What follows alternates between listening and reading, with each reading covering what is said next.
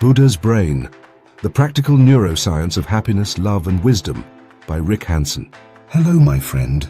Welcome back to our channel. Today we're diving into Buddha's Brain by Rick Hanson, a fascinating blend of neuroscience, psychology and ancient wisdom. This book is all about using the science of your brain to cultivate happiness, love and inner peace, just like the Buddha did. Sounds like a dream, right? Well, let's break it down step by step. Hanson starts by explaining that your brain is like a garden. What you water grows. If you water seeds of happiness, love and kindness, that's what blossoms. But if you focus on fear, stress or negativity, those weeds will take over. So the first step is learning to tend your mental garden. Here's the kicker. Your brain has something called a negativity bias. This means it's wired to focus on bad experiences more than good ones. Why? Because back in the caveman days, avoiding danger was key to survival. But these days, we're not running from saber-toothed tigers. Yet our brain still clings to negativity like Velcro. The good news? You can rewire your brain. Hanson calls this neuroplasticity, and it's a game changer. Every time you focus on something positive, you strengthen the neural pathways for joy, gratitude, and calm. It's like going to the gym for your mind. The book emphasizes meditation as one of the most powerful tools for rewiring your brain. Meditation is about quieting your mind, focusing your attention, and cultivating inner peace. Hanson explains that meditation strengthens the parts of your brain responsible for happiness, emotional balance, and resilience. Here's a simple meditation exercise. Find a quiet spot where you won't be disturbed. Sit comfortably, close your eyes, and take a deep breath. Focus on the feeling of your breath as it enters and leaves your nose. If your mind wanders, and it will, gently bring it back to your breath. Even just 5 minutes a day can calm your brain and improve your mood. Meditation doesn't just help you relax, it changes your brain. Studies show it thickens the prefrontal cortex, the part of the brain responsible for decision-making and self-control. It also reduces activity in the amygdala, the brain's fear center. In other words, meditation helps you stay calm, focused, and grounded. Speaking of calmness, Hanson emphasizes the importance of managing stress. Your brain has two modes, fight or flight and rest and digest. Most of us spend way too much time in fight or flight mode, which floods our body with stress hormones. Meditation is a powerful way to activate the relaxation response and shift into rest and digest mode.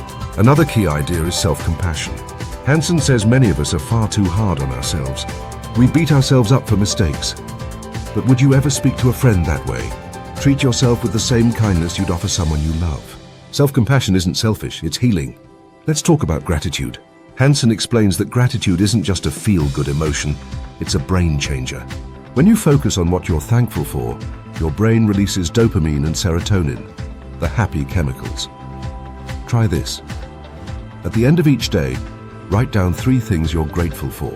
Even small things, like a good cup of coffee or a kind smile, can make a big difference.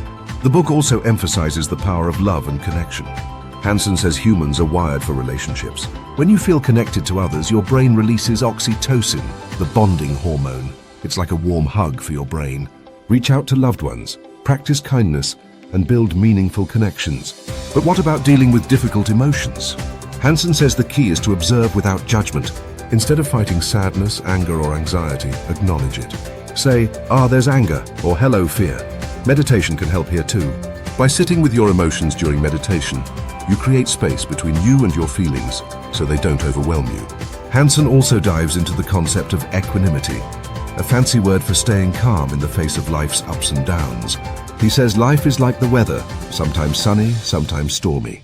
You can't control the weather, but you can control how you respond to it.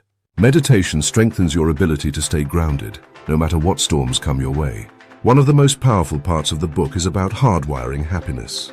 Hanson says every time you experience a positive moment, linger on it.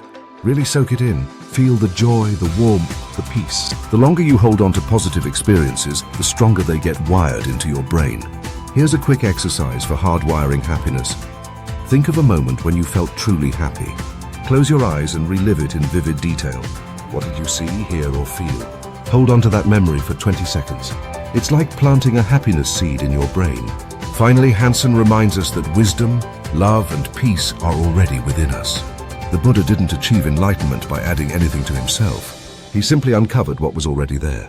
You don't need to become someone else. You just need to awaken the best parts of yourself. At its core, Buddha's brain is about combining modern science with ancient wisdom to live a more joyful, compassionate, and balanced life. It's not about perfection, it's about progress. Every positive thought, every meditation session, every kind action rewires your brain for the better.